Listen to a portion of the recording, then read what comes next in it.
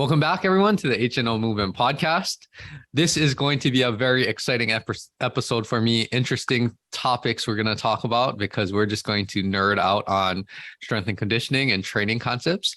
But I would like to welcome Ryne Sullivan to the podcast, who has a wealth of experience in training himself, but also training a lot of other people to get healthy, fit, and improve their performance. So thanks so much for joining me, Ryne. Yeah, absolutely. Thanks for having me. This is going to be very, very interesting, and we'll get into all of the great things that you're doing, training for yourself and helping a lot of other people get healthier and fit.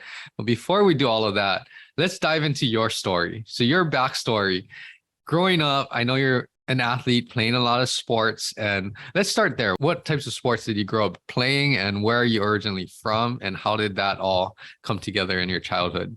Yeah, so I am originally from the New Orleans metro area, a little bit south of the city.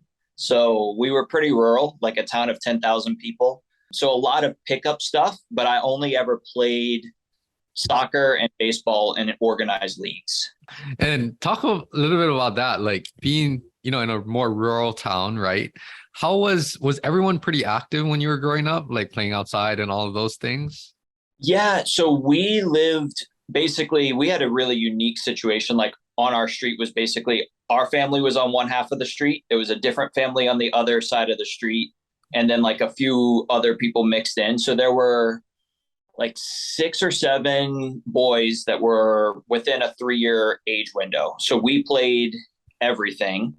But beyond that, like I can't really say how active everyone else was in the community because it was just like a little isolated part of the town. And we were, I want to say, half a mile from like the next neighborhood. So like you wouldn't have gone and you would have had to walk along the highway to get to the next neighborhood. So we wouldn't have actually interacted with them that much aside from what you were doing at the playground.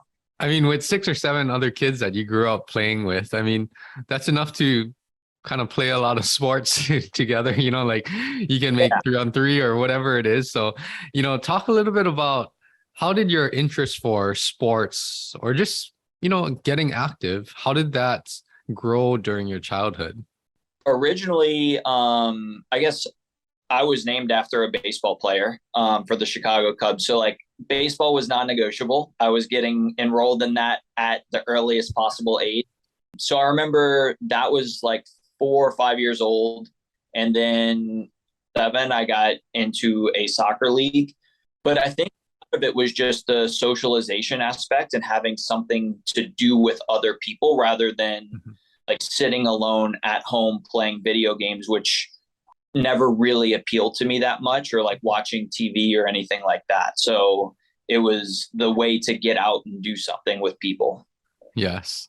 And you talked about, so you started baseball at a young age. I know you played soccer as well.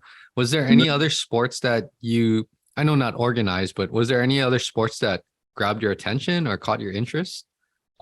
We played a lot of pickup basketball.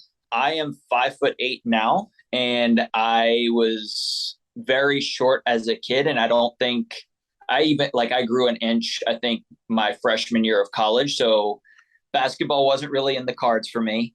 But aside from that, we didn't really play anything else. It was, a little bit of pickup football, but again, being undersized and like standing next to some of the guys that I was going to have to play against in baseball leagues, I was like, I'll pass. So. Yes. And that's something that I can relate to too. I was always undersized, one of the smaller kids. So, I'm around maybe 5'7" or so. So, it's something that in Hawaii, actually, that's probably like average height. So we can be somewhat competitive. But as you know, like as you get older and older in high school and college, like some sports, that's a disadvantage, right? That you have to make up for.